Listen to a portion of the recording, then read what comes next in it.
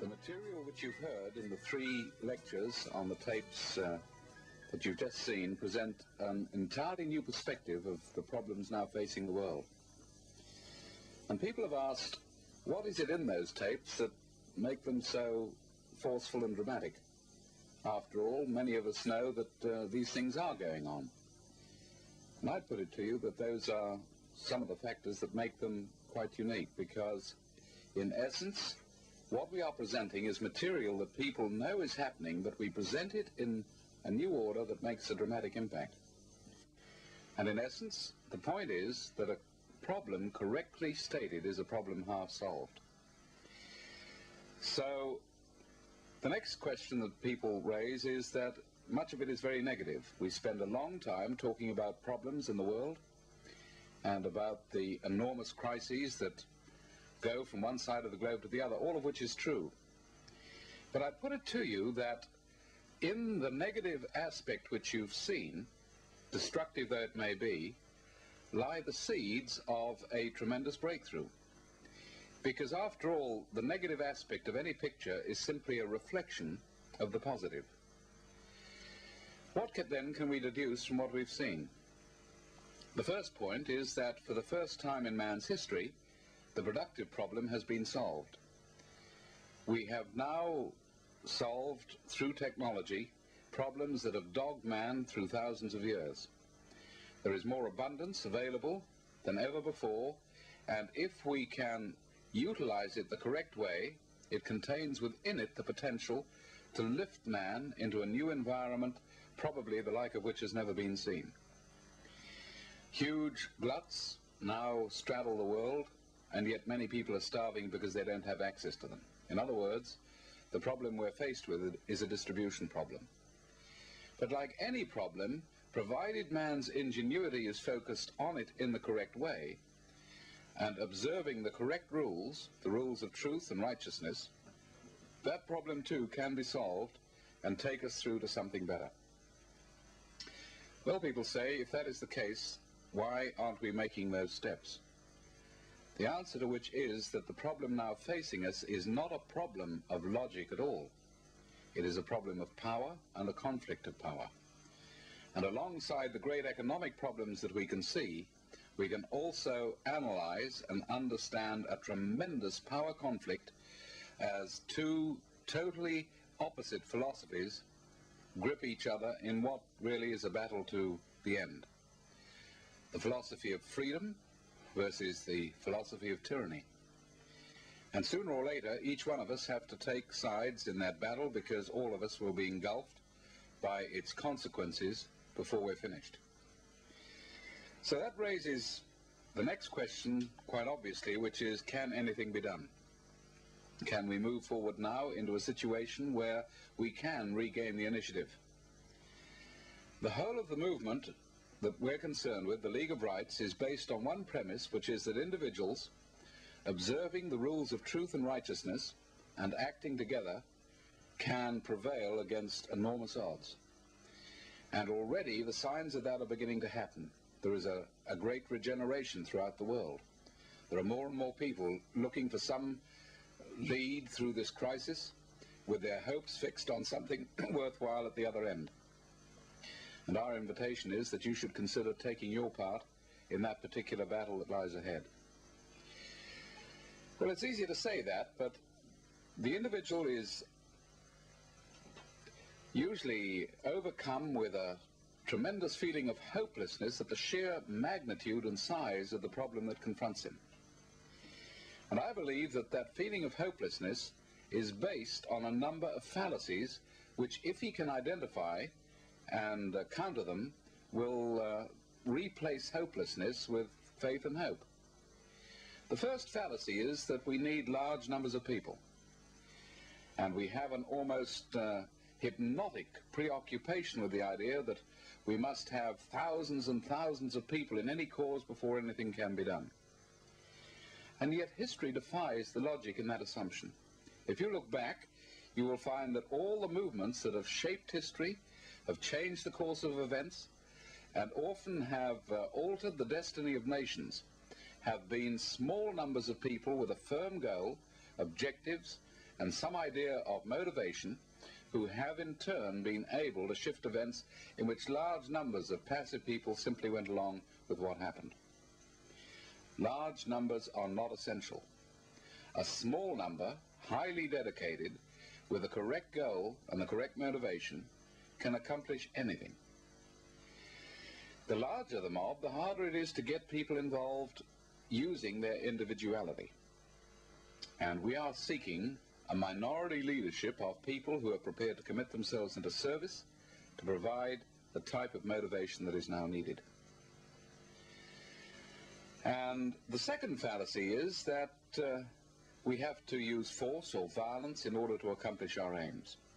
And some people say the only hope now is to form terrorist movements or guerrilla units and try and counter the revolutionaries and play them at their own game. But if we are to adopt that particular choice, we become the very thing that we're fighting. In other words, there's no point to the battle at all. We simply become another group of destroyers trying to counter the first group. Alternatively, we have to use the instruments of a free and democratic society acting within the law properly, exercising our rights and our initiative, and I believe that we still have enough freedom to make that possible. Well then, it raises the question, what weapons have we got? And I would put it to you that the main weapon we still have is the use of our vote in a democratic society. But we have to approach the question of voting in an entirely different way. Now, if you go back and look at the process of the democratic system, it started before the time of Christ in the Greek civilization. In fact, the very word democracy comes from the word demos, the people, a Greek word. The Greek civilization was the first that postulated the idea that the individual should have some part in government. It was a novel idea and a unique idea, and the first time that man had moved to a point where he rejected the idea that a tyrant or a king or a chief or an emperor should make all the decisions and impose his will on the rest of society. So the first democratic meeting ever held was held in the floor of a valley in Greece, and everybody was in that first meeting. Men, women, strangers, children, animals, horses, and the sheer size and complexity was enough to make it impossible to get any decisions. But they didn't give up. They went forward, and the next idea was that everybody should go home to the area they lived. And in small groups, each should select a spokesman who would represent in the forum in Athens the commission which those at home had given him. And so the first democratic election that we know about didn't take place through a ballot box, but it was a type of ballot where a bowl was taken around, and whoever picked the short straw was told, well, now you're the Member of Parliament. Some reluctant individual perhaps didn't want to go at all, but fortune had made him pick that short straw, and he then was held to strict silence. A marvelous idea, if you can imagine politicians being silent at election time. And the people spoke, and they themselves worked out what they wanted, and they had to agree on what they wanted, and anything there was no agreement on, they discarded. But finally, they came up with a number of points that they wished him to carry out, and he was commissioned.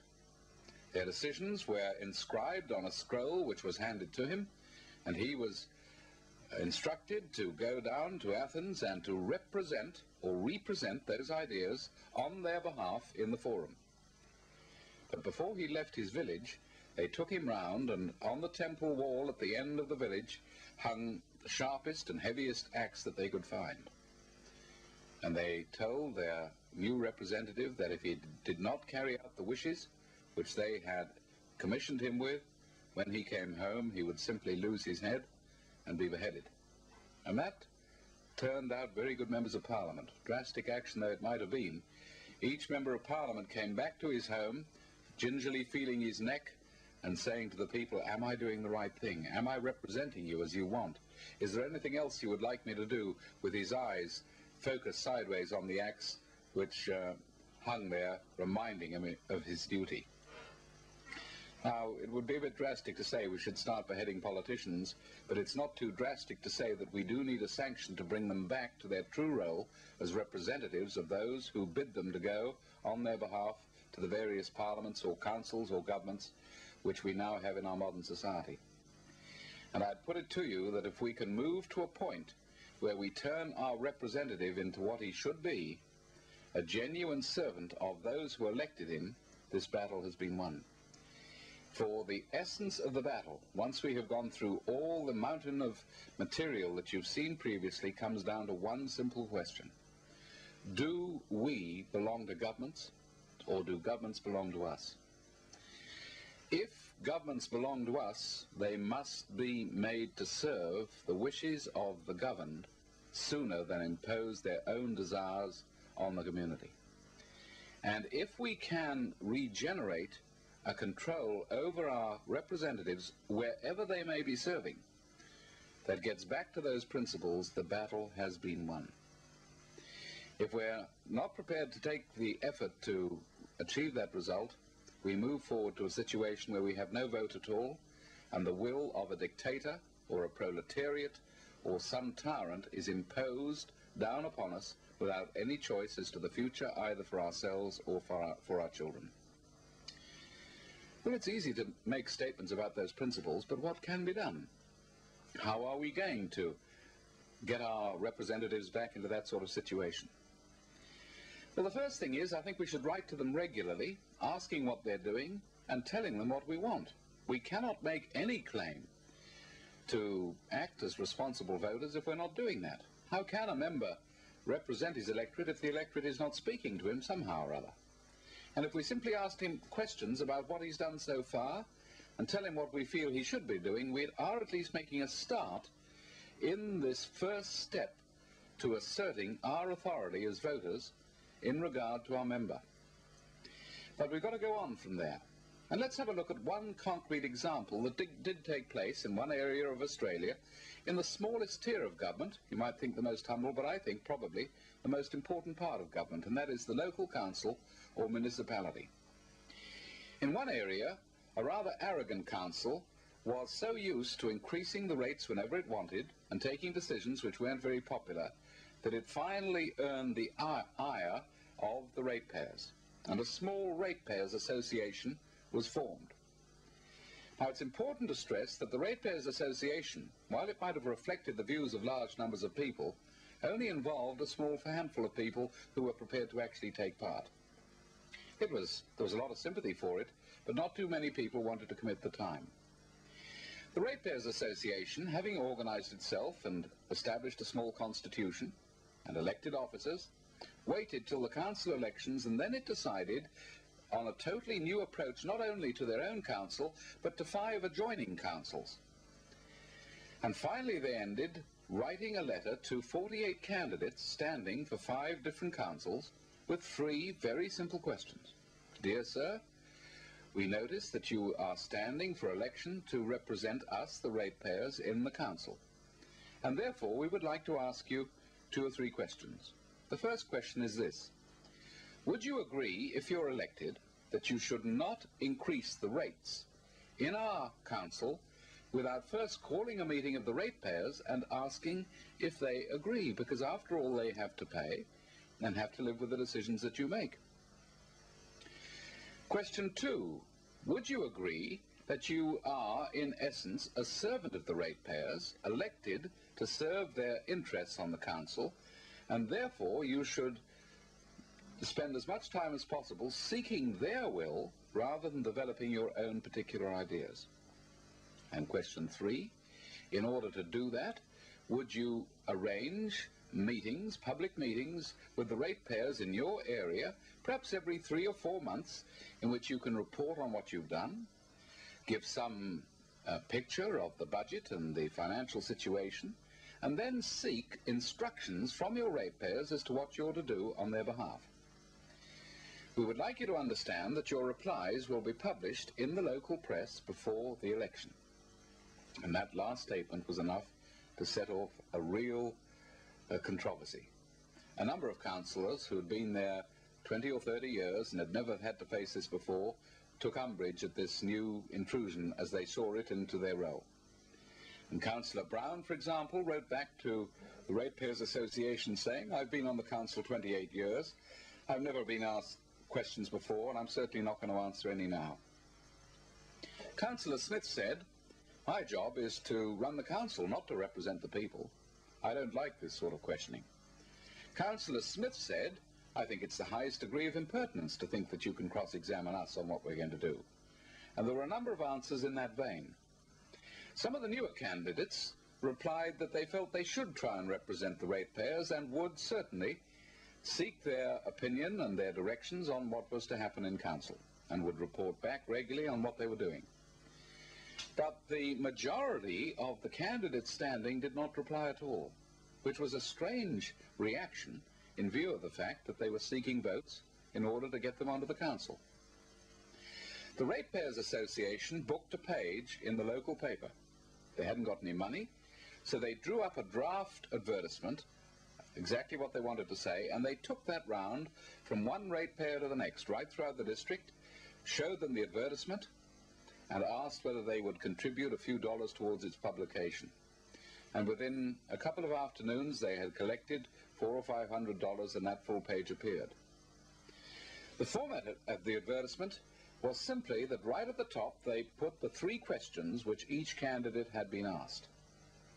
Down the left-hand side in a column, they put 48 names of the 48 candidates who were standing. And alongside each one, they then put how he had replied. Councillor Brown said, "I've been here 28 years and I've never answered questions before. I'm not starting now." That went in the paper. Councillor Jones said, "My job is to run the council, not represent the people." That went in the paper. Councillor Smith said, "I think you're very impertinent and I don't think you should ask me questions like that." That went in the paper word for word. Those who had answered correctly and politely also had their answers published, and right down at the bottom, a number of names. These people did not have the courtesy to reply to our letter. And as a subheading at the bottom of the advertisement came this statement: "This advertisement has been inserted as a service to ratepayers. Please vote accordingly, however you wish, using the information if it's of any use to you." And that was enough to change the whole voting pattern right throughout the area. People now had something concrete to vote on, and the result was that all those who'd answered in a slightly arrogant manner were voted right out, got very few votes, including councillors who'd been there many years. In one particular council, a totally new council took office. Not one had ever been on the council before. But the subsequent events made it worthwhile. Before the budget was brought down, before rates were increased, each councillor now felt an obligation, which he carried out, to call a meeting in his area of his ratepayers. And he asked their permission. Would it be all right if we increased the rates this year? And he was asked how much and what for and what was his reason. And if the ratepayers didn't think it was good enough, well, he was told, "We'd sooner you didn't. Keep the rates where they were before." And the whole atmosphere changed. The ratepayers were much happier because they saw that the councillor genuinely wanted to speak for them. The councillor was much happy because he felt he had the support of the ratepayers, who previously had always been sniping and grumbling and growling about what went on in council. The voting in the council elections went up, everybody felt involved, and the majority now felt the council genuinely belonged to them and was going to serve them. Here was a revolution in one small government, really started by half a dozen people who got the right idea. But the same principles can be adopted in any type of election. And if in each electorate, in any nation, whether it's Canada or New Zealand, Australia, Britain, a small number of voters on a non-party basis started inviting all candidates in election to come before meetings of voters, to answer questions on what they were going to do, to report on what they had already done, to take instructions as to what they would do about taxes and laws and regulations that were going to come out, to ask why they had voted, to be asked why they'd voted as they had, we could begin to generate a totally new participatory democracy which used to be part of our system, but which now doesn't really exist except in name. In other words, we've reached the stage where we go to voting booths, We look through a list of candidates, most of whom we've never seen or never met or never heard. We wonder which one is going to do the least damage, and we vote for him. We vote in a basis of fear. The opposite of fear is faith, and faith comes after a dynamic program where we get in the right position. So we are concerned with the establishment of participatory democracy, starting not in Parliament, but back in the electorate, and in each area we are looking for a leadership that is prepared to commit itself on behalf of our freedom and our children and the future of our country to re-establishing the principles of truth and freedom with which we started out. What then is the role of the League of Rights? The League of Rights does not promise that it's going to do the job for you. In other words, it's a different type of organization. It doesn't say, vote for us and we will fix the problem up. It doesn't say, put us into power and we will give you heaven on earth. But it does say, we are a service movement that can equip you and provide you the tools to do what you want to do in your area. You don't have to join us. We don't have a membership.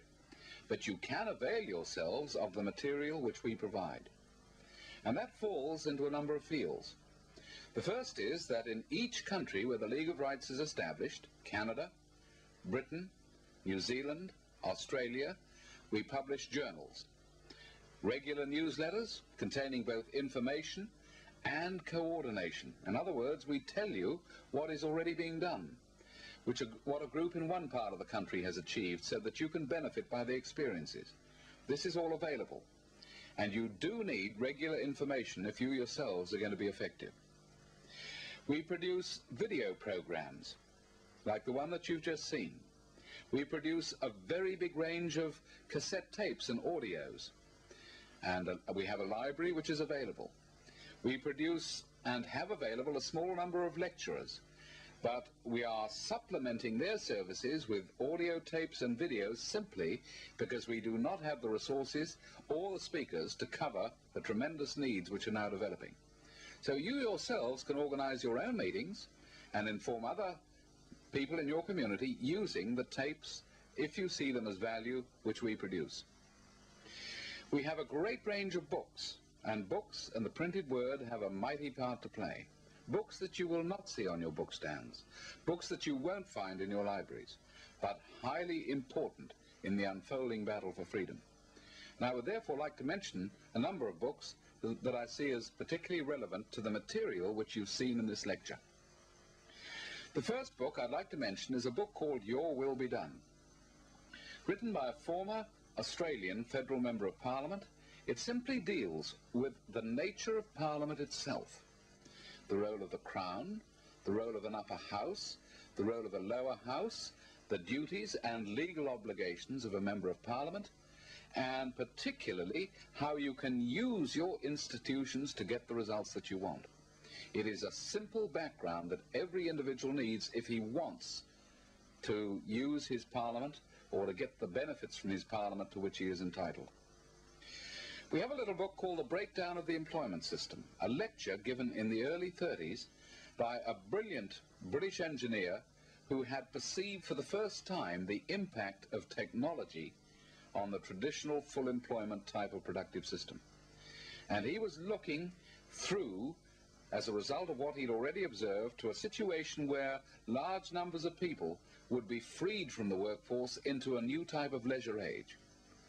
Now, please don't confuse leisure with idleness, but a period where people could use their creativity in a new way and with greater freedom than ever before, having been freed and released from conventional wage-type employment which we've had in the past. It is a type of prophecy, which raises the next question, leisure itself. We have a little book simply called Leisure. 3 papers given at a seminar run in the mid-50s on the question of leisure from a Christian perspective. And it was out of leisure that many of the greatest attributes of our civilization sprung.